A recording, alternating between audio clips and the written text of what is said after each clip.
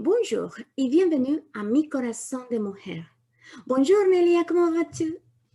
Ça va Marie, je vais très bien et toi? Très bien, en train de profiter comme tous les gens, c'est bon temps ici à Paris. Et Amen. si tu viens de nous découvrir, justement, nous t'encourageons à que tu puisses vraiment t'abonner dans notre page de Facebook, la chaîne de YouTube de Mi Corazón de Mujer. Là, tu peux laisser des commentaires, faire des questions, ou même t'abonner ou partager avec tes amis tout ce que nous sommes en train de parler. Parce que notre souhait, c'est de te parler de ce que Jésus-Christ a fait dans notre vie, qui continue encore à faire.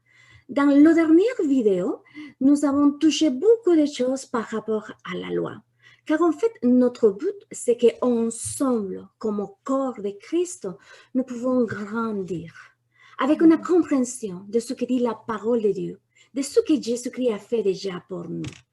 Et comme d'habitude, avant de commencer ce moment de partage, j'ai un verset dans mon cœur que je voudrais te le partager.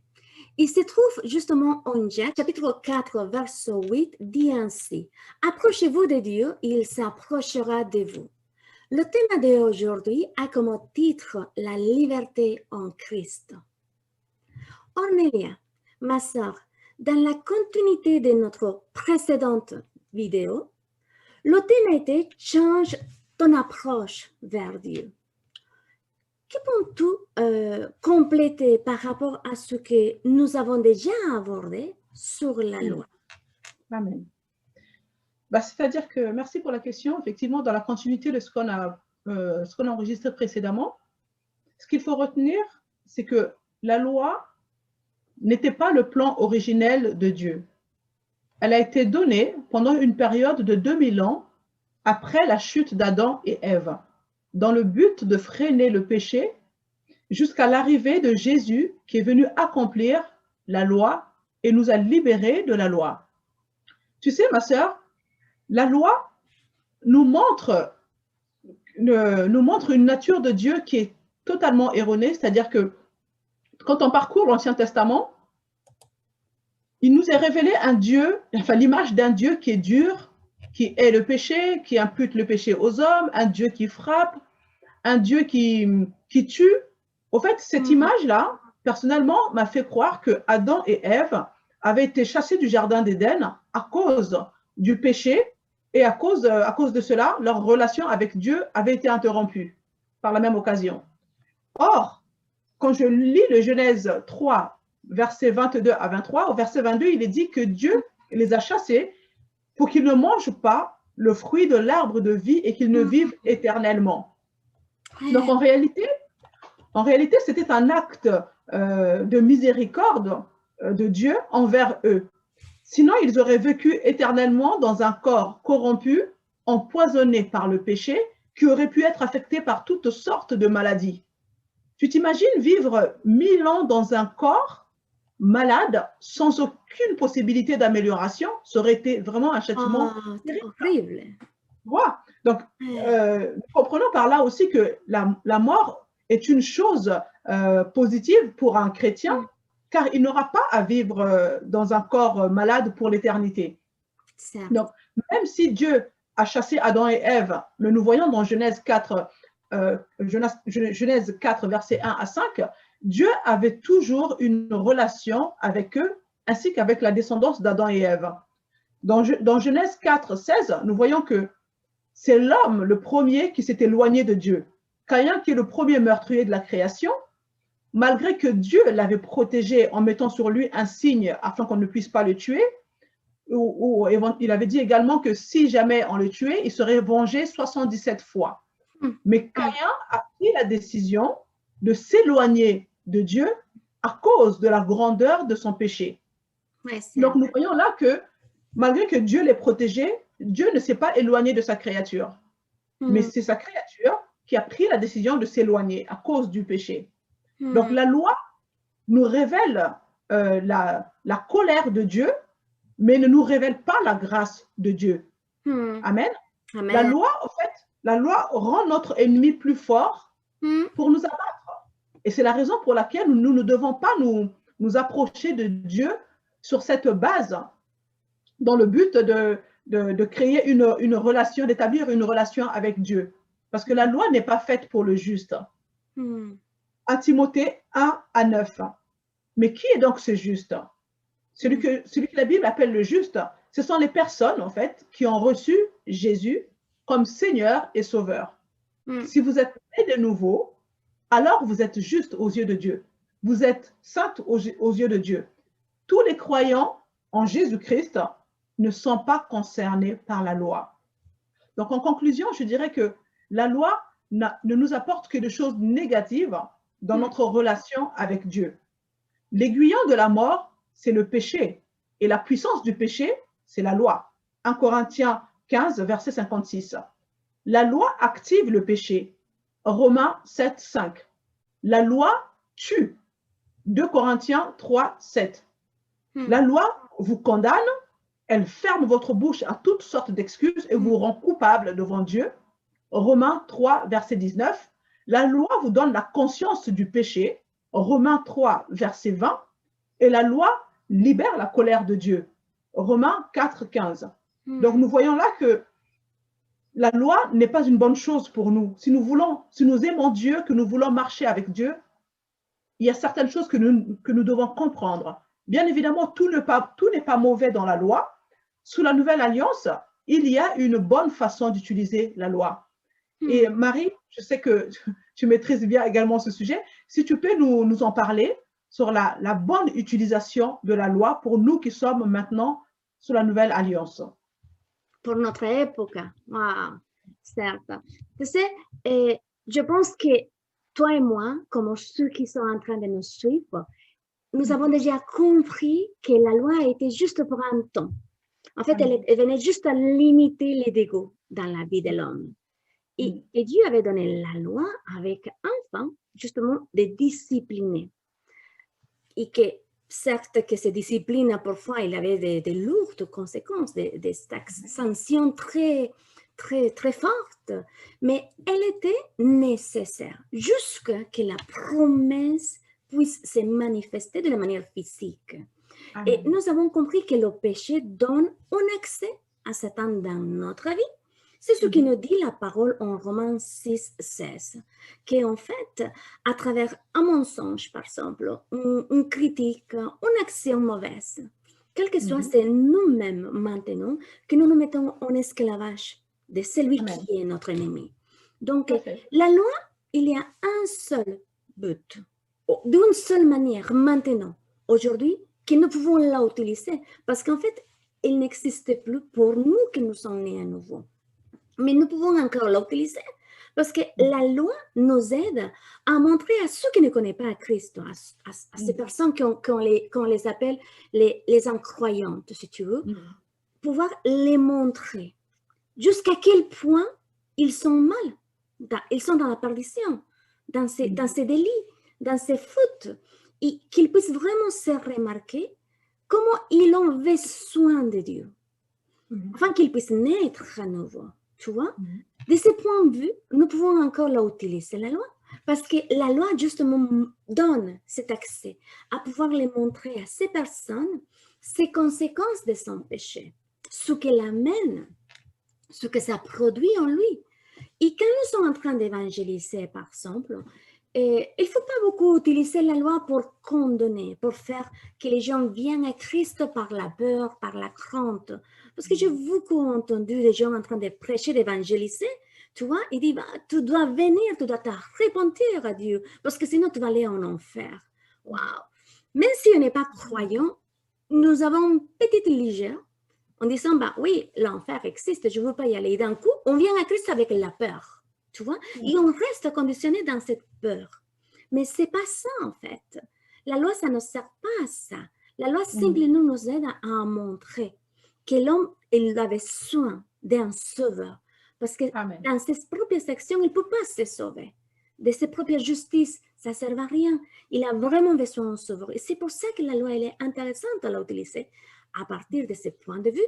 Donc, quand nous évangélisons maintenant, nous ne devons pas donner une mauvaise image de Dieu. En disant justement, comme j'avais dit par avant, bah, si vous ne répondez pas, vous aurez un enfer. Au contraire, nous devons toujours parler de la grâce. Parce que maintenant, ce qui est dans ce temps, c'est la grâce. Et c'est à travers le message de la grâce de Dieu, de son amour inconditionnel, que nous pouvons amener les âmes à Christ. Car Dieu est amour. Il est rempli de miséricorde. C'est ça sa nature. Donc, nous devons, quand nous évangélisons, nous devons plutôt parler de la nature de Dieu, de ce que Christ a fait simplement pour qu'il était en train de nous aimer. Ces moments-là, quand il était dans la croix, qu'on envoyait son fils, il n'a pas dit, bon, Marie, en tel moment dans sa vie, elle va dire un mensonge, donc non, je vais l'écarter, je ne vais pas mourir pour elle. Non, il est mort pour tout l'être humain. Et après, c'est celui qui croit et qui l'accepte, il va obtenir la vie éternelle. Tu vois, jusqu'à où c'est son amour, que ce n'est pas un Dieu qui vient prendre le contrôle de toi comme en faisant un robot, comme en voulant te manipuler. Non, Dieu n'est pas ça. Dieu est amour. C'est sa nature. Et quand nous évangélisons, nous devons toujours mettre ça en avance. Tu vois?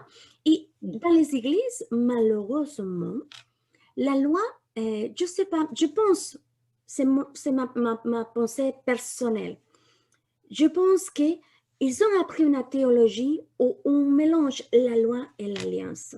L'ancienne alliance, que c'est la loi, que c'est l'Ancien Testament, il est mélangé avec ce qui est le Nouveau Testament, ce qui est la nouvelle alliance, si tu veux, le nouveau pacte. D'accord? Et c'est mélangé. Et c'est dommage parce que justement, on fait que ce qui conditionne le monde entre et conditionne aussi à l'Église. Tu vois, on Marc chapitre 7, verset 13 dit ainsi. Voilà comment vous annulez la parole de Dieu par votre tradition, celle que vous transmettez, et vous faites bien des autres choses de même genre. Qu'est-ce que ça veut dire ça? En fait, beaucoup de fois, comme je te dis, on mélange la loi avec la nouvelle alliance. Cette ancienne alliance avec le nouvel pacte. Et d'un coup, on commence à dire aux nouveaux croyants, ou même à toute l'Église, si tu ne donnes pas te dîme, tu ne seras pas venu.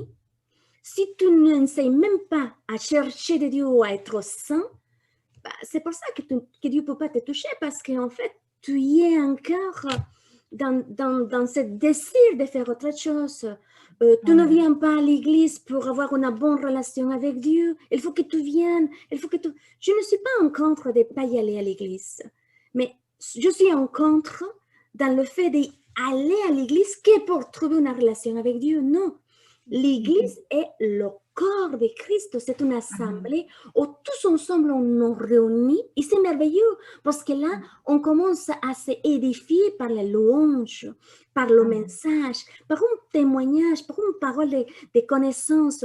Là, et c'est justement ça l'église. Elle doit être ce lieu où tous on vient et on se réjouit de la présence de Dieu. Tu vois? Donc, malheureusement, comme je te dis, en plusieurs églises, encore on est dans ce mélange de l'ancienne alliance et la nouvelle alliance. En croyant que Dieu va nous venir parce que nous faisons de telles choses. Mais en fait, ça c'était dans l'ancienne alliance. Maintenant, nous sommes sous la grâce. Et dans la nouvelle alliance, cette nouvelle pacte, tout ce qu'a fait Jésus-Christ a suffi à Dieu. Amen. Donc, simplement, je dois m'approprier de ce qui est Jésus-Christ. Tu vois? Et c'est justement quelque chose que nous devons empêcher, que ça reste dans les églises. Nous devons vraiment empêcher que le légalisme et la religion entrent.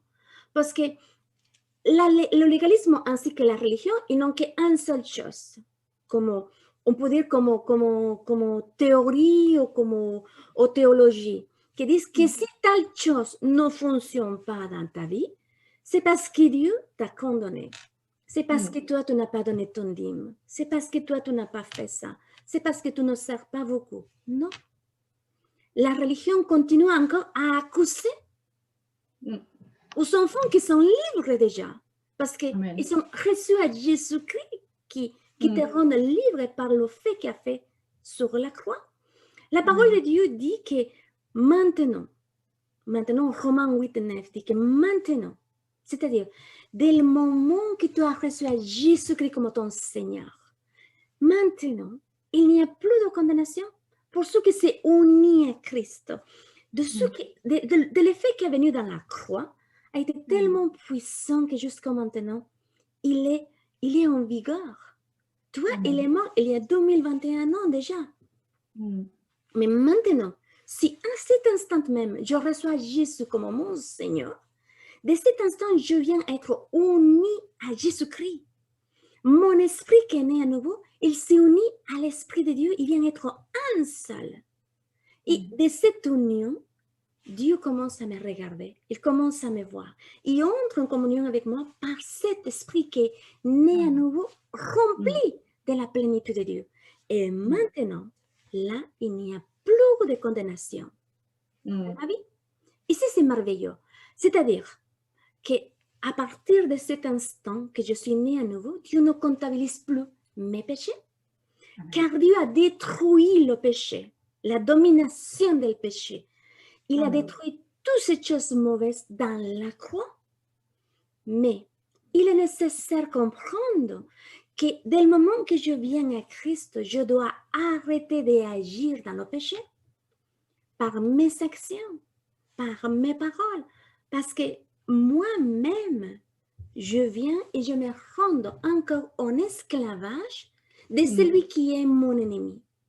Tu vois, dans mon âme, où il y a mes émotions, mes sentiments, ma pensée, et par mes textes, mes actions. Ces deux parties-là, mon corps et mon âme, ne l'ont pas encore sauvé. Donc, ces parties-là, elles viennent encore à être parfois séduites par les choses qui m'entourent dans le monde. Et c'est important que je renouvelle ma façon de penser par la parole de Dieu. Parce qu'à l'intérieur de moi, il y a déjà mon esprit. Et mon esprit est complètement rempli de Christ, rempli de la présence. L'esprit de Christ habite en moi. Amen. Donc, c'est moi-même que je me mets en esclavage, en étant libre. Ici, c'est triste de ne pas comprendre la puissance que nous avons en Christ. Amen. Quand nous nous laissons guider par la religiosité, la seule chose que nous faisons, c'est commencer à récolter les choses mauvaises.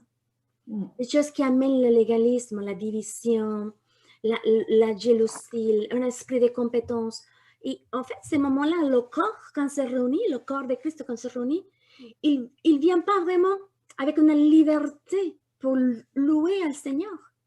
Et ce n'était pas ça le but de l'Église. Le but de l'Église, c'était, dans l'Église primitive en tout cas, le but c'est de se réunir et de s'encourager les uns avec les autres, en disant, waouh, regarde, il a ressuscité, waouh, j'ai prêché, il y avait 3000 personnes qui se sont converties, et on a commencé à parler en langue, et quelqu'un s'est levé, il a commencé à interpréter. Tu vois, sa joie vivre, c'est ça être ensemble, et c'est ça l'Église. Et on doit chercher cette direction. Donc, quand nous laissons cette mélange s'installer dans l'Église, l'ancienne alliance et la nouvelle alliance, le légalisme va régner, la religiosité va régner. Et ça, non seulement va donner une mauvaise image de la grâce de Dieu, mais aussi il va pas nous laisser que nous venons à aider facilement à nos frères et sœurs pour rétablir une bonne relation, une relation consolidée avec le Seigneur. Parce que la seule chose qu'on fera par le légalisme et la religiosité, condamner et juger nos frères et sœurs. La vérité de l'évangile de Dieu, c'est quelque chose de merveilleux et puissant. Et c'est simple en fait, c'est juste croire et accepter que Dieu a tout fait en Jésus-Christ, que Dieu a tout mis en Jésus-Christ et que nous avons tout quand nous le croyons et nous l'acceptons à lui, parce que c'est lui la vie. C'est là la vérité de la vie chrétienne, de la chrétienté. Amen.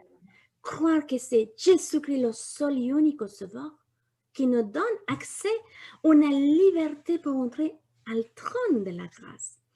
C'est la foi, une réponse positive de tout ce que Jésus-Christ a déjà fait pour moi. Et je dis oui, je le crois, je l'accepte.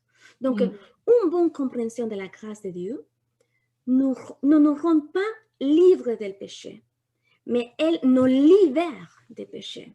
Je ne sais pas si je me suis laissé comprendre, mais je vais le redire à nouveau. C'est clair, ma sœur. Oui, c'était clair, super. Car tu vois, quand nous venons à être vraiment libérés du péché, c'est comme si ta pensée s'éclaircit. Tout d'un coup, tu commences à voir bien clair. Tes idées sont bien organisées. Tes pensées se sont tellement renouvelées, ils se renouvellent constamment, que d'un coup, tu commences à parler d'une autre manière, de toi-même. Tu commences à te voir, waouh, je suis victorieuse. Pas parce que je puis y être, sinon parce que le Saint-Esprit m'a rendu capable de faire les choses. Tu commences à te voir victorieuse, tu commences à parler de toi. Je suis guérie avant d'être malade. Dieu, tu as déjà prévu tout pour moi avant que mon besoin apparaître. Parce que c'est ta façon de parler qui commence à changer. Ici, ça a changé. Tu parles différemment. Et d'un coup, tu parles de la même façon pour les autres. C'est plus facile les aimer. C'est plus facile venir y faire la miséricorde avec eux. C'est plus facile venir parler de la grâce de Dieu parce que tu commences à voir que si c'est ton frère en Christ, que tu l'aimes parce que Christ est à l'intérieur de eux. Et si c'est une personne qui ne le connaît pas à Christ, te dit, waouh Seigneur, je veux que cette personne vienne à toi. Parce que c'est en toi qu'il va trouver la vie, son salut et sa guérison, pourquoi pas. Tu vois, c'est ta position comme enfant de Dieu qui va changer du point de vue de Dieu parce que tu vas commencer à te voir comme lui te voit, assise dans le lieu céleste. Et ça, c'est merveilleux. Parce qu'en plus, on a une belle promesse que c'est de les mêmes bouches de Jésus-Christ qui a dit. Tu vois, en Matthieu 28, je crois que c'est verset 18 ou 20, le dernier verset de Matthieu 28, Jésus a dit, je suis moi-même avec toi tous les jours, jusqu'à la fin du monde. Et ça, c'est merveilleux. Et là, ça nous fait profiter la nouvelle alliance. Tu vois, Orneia, qu'est-ce que tu as retenu de cette nouvelle alliance? Bah écoute, tu sais, par rapport à, comme on parlait de la loi, effectivement, il y a un parallèle qu'il faut faire. Moi, ce que j'ai compris, c'est que par rapport à la loi, c'est que Christ est le médiateur d'une alliance plus excellente.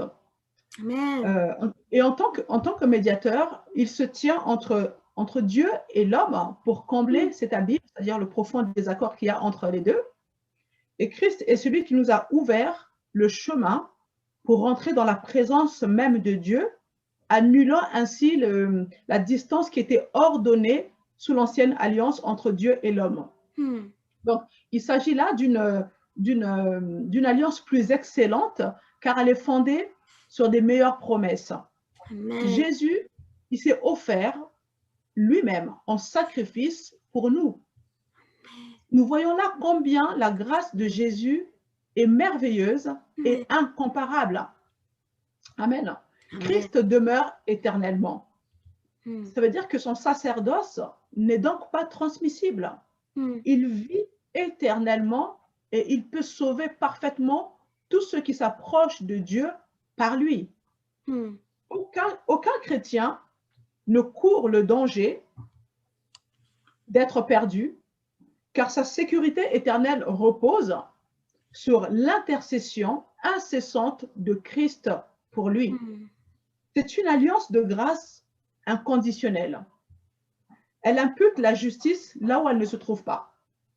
Elle enseigne aux hommes à vivre selon la justice et leur donne le moyen d'agir ainsi, à la différence de la loi. Parce que la loi nous ordonnait pas mal de choses à accomplir, mais il n'avait pas la possibilité d'obéir, d'agir pour accomplir cette loi. Mais là, la différence, nous voyons que non seulement la nouvelle alliance enseigne aux hommes à vivre selon la justice, mais en plus, elle leur donne le moyen d'agir ainsi et les récompense quand ils le font. Donc, nous voyons là que la première alliance elle n'était pas parfaite parce qu'elle était incapable de produire une relation idéale entre Dieu et l'homme. Elle n'était donc pas définitive, mais elle devait préparer les hommes à la venue de Christ. Donc, dans l'ancienne alliance, ils avaient les ombres des choses à venir. Mais nous avons la réalité. Ils avaient des cérémonies, mais nous avons le Christ. Amen. Ils avaient les préfigurations, Hmm. mais nous avons mieux que ça. Nous avons la personne même, c'est-à-dire notre grand sacrificateur, Hmm. qui est assis à la droite du trône de la majesté divine dans les cieux. Oui, il y a une grande différence là. Donc C'est énorme. la première alliance, elle était basée sur la promesse d'obéissance par les hommes. Donc Hmm. cela est écrit dans Exode 19, verset 8, et également le chapitre 24, verset 7. Or, la nouvelle alliance est du début jusqu'à la fin un récital de ce que Dieu se propose de faire. Et c'est là toute sa force. Hmm. La nouvelle alliance inclut également la connaissance universelle du Seigneur. Mieux encore, elle promet la miséricorde aux injustes et Hmm. le pardon éternel de leurs péchés. Donc, si Dieu a introduit une alliance nouvelle, cela signifie que la première est ancienne. Certes. Et puisqu'il en est ainsi, personne ne devrait désirer retourner à la loi. Toutefois, c'est exactement ce que certains croyants font encore aujourd'hui. Nous sommes nombreux à commencer notre relation avec Jésus par la foi Hmm. et nous sommes tentés de continuer cette marche, cette relation avec Dieu par les œuvres de la loi, alors que cette alliance est caduque.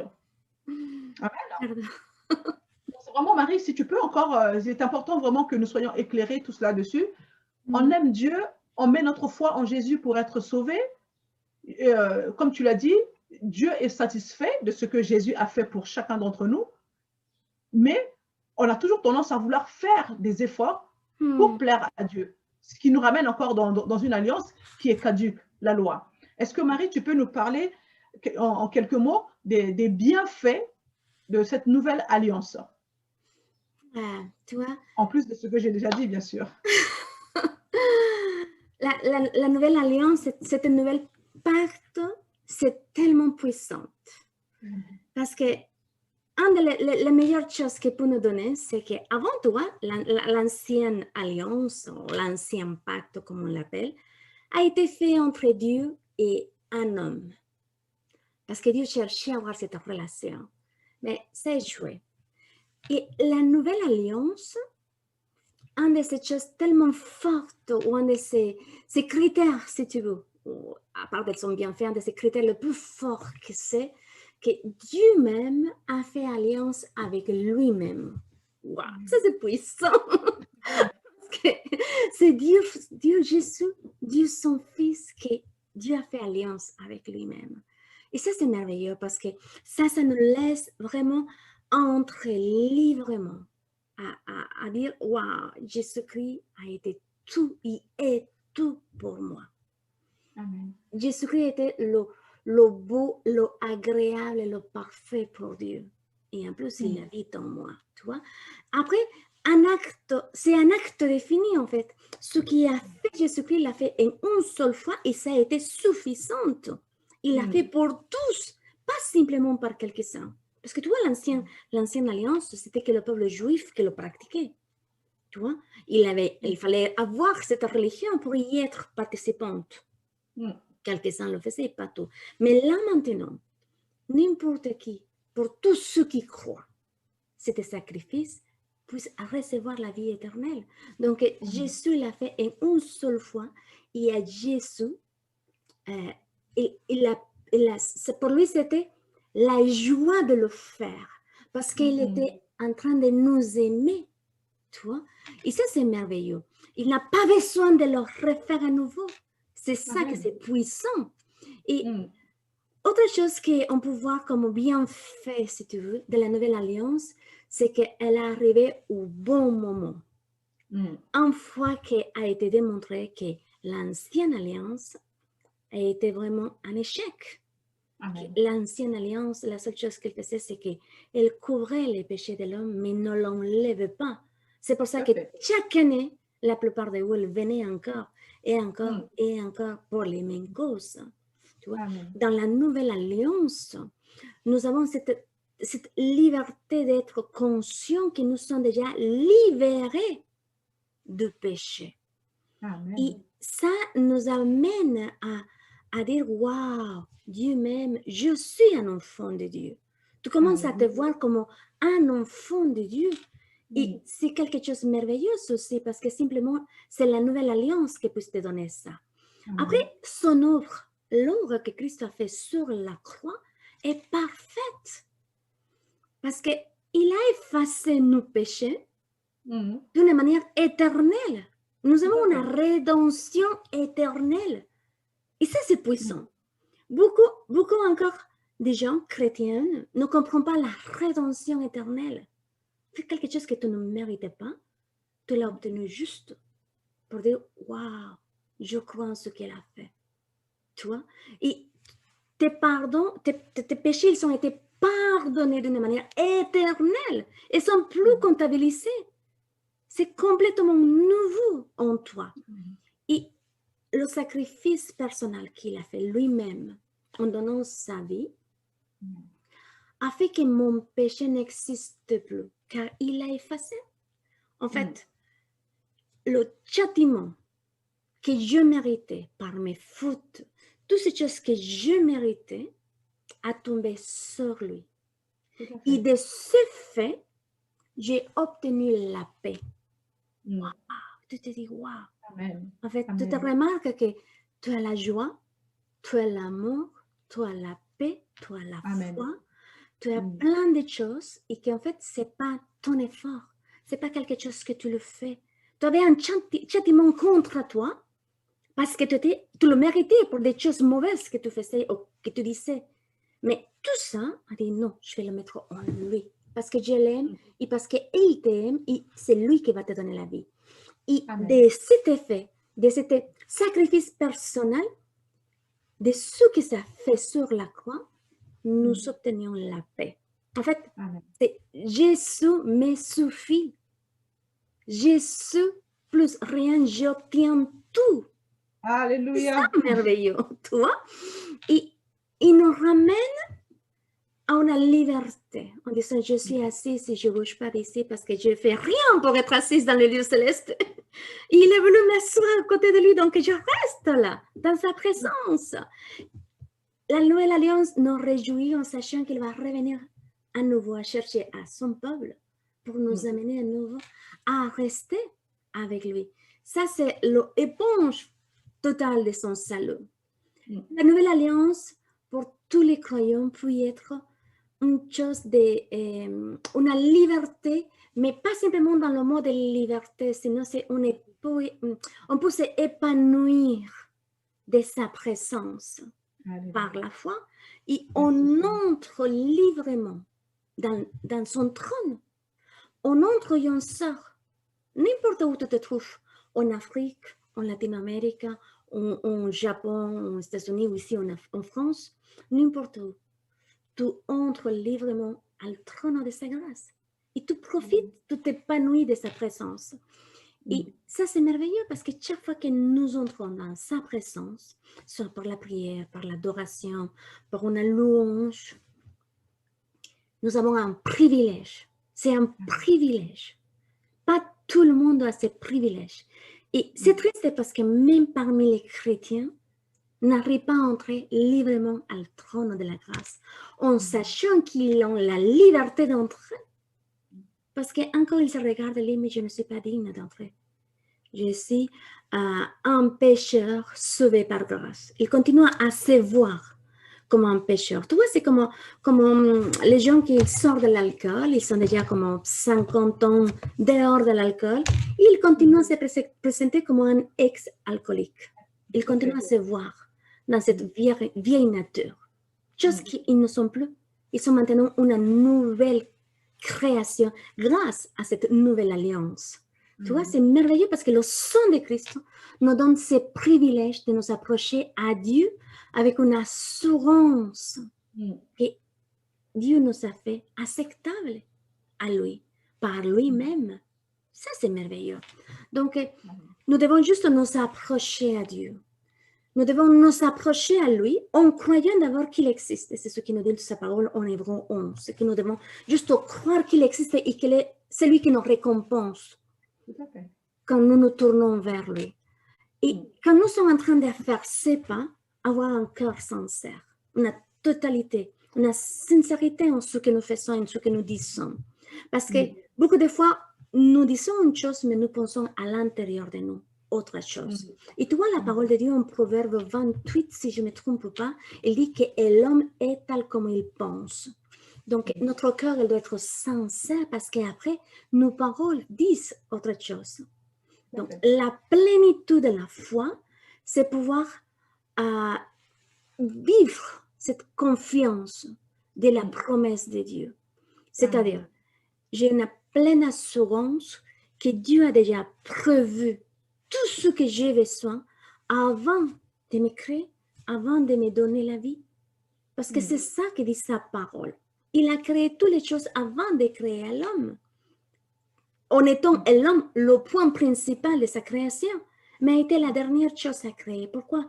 Parce que Dieu voulait que l'homme puisse manger librement et profiter de toutes ces choses-là. Tu vois?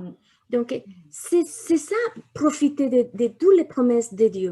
Avoir cette conviction que nous sommes vraiment libres et que nous pouvons nous épanouir dans sa présence chaque fois que nous voulons. Donc, quand nous sommes dans toutes ces démarches, et je renouvelle ma pensée et ma façon de parler a changé, mon cœur aussi a commencé à être purifié. Ce cœur spirituel, je ne parle pas de ce cœur qui ces muscles, non, ce cœur spirituel a commencé à être purifié. Ma mauvaise conscience, elle a été complètement libérée. En fait, elle a sorti de moi. Et simplement, c'est la nouvelle alliance qui peut produire cet effet dans ma vie. La compréhension de ce que c'est la nouvelle alliance. Quand nous croyons en Christ, nous pouvons librement dire « Waouh !» Est-ce que je n'ai pas besoin de dire tous les jours, Seigneur, tu dois me couvrir avec ton sang. Seigneur Jésus, s'il te plaît, viens, bénis-moi. Non. Tu rentres dans une liberté, tu dis, ouais, je sais déjà que je suis victorieuse. Je sais déjà que je suis bénie et je suis que constamment je suis couvert pour son sang. Tu vois? Je profite de ça parce que je crois que son sang, c'est celle qui m'a libérée de cette mauvaise conscience. Le cœur a été complètement lavé, purifié par l'eau. Par l'eau.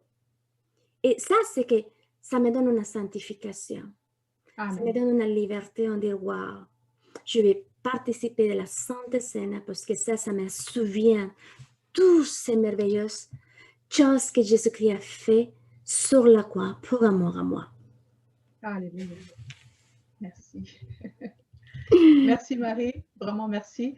C'est merveilleux tous ces points que tu as soulignés. J'espère vraiment que ça aidera nos frères et sœurs qui nous suivent et même ceux qui n'ont pas encore donné leur vie à Christ, que cela va les éclairer pour avoir une bonne approche de Dieu. Hein? Nous vous remercions vraiment de nous avoir suivis.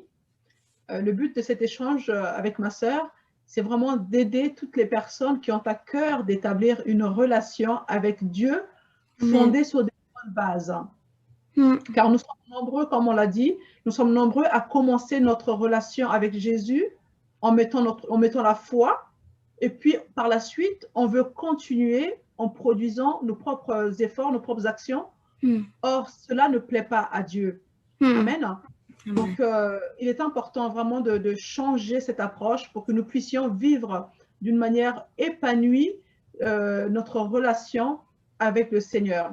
Dieu, comme Marie l'a souligné, Dieu est satisfait de ce que Jésus a accompli pour chacun d'entre nous sur la croix. Si vous êtes né de nouveau en Christ, sachez que vous êtes juste devant Dieu. Amen. Vous êtes saint, vous êtes digne devant lui. Donc, marchez selon cette vérité et vous produirez ainsi les fruits de votre nouvelle nature. Pour ceux qui n'ont pas encore reçu le Seigneur Jésus, il n'est pas trop tard, parce que si vous regardez cette vidéo, c'est que c'est le moment pour vous de prendre une décision, de faire un choix, de donner votre vie à Christ. À la fin de cette vidéo se trouve une prière qui pourra vous aider à ouvrir votre cœur et à inviter le Seigneur Jésus à entrer dans votre vie. L'amour de Dieu vous recherche. Oui, Dieu vous cherche. C'est une folie de vivre sans Dieu. Vraiment, ouvrez votre cœur à Dieu, saisissez la main tendue de Dieu et sachez qu'en Christ, vous êtes déjà bénis. Amen. Vous disant à très bientôt. Merci encore pour votre présence. Bye bye. Bye bye.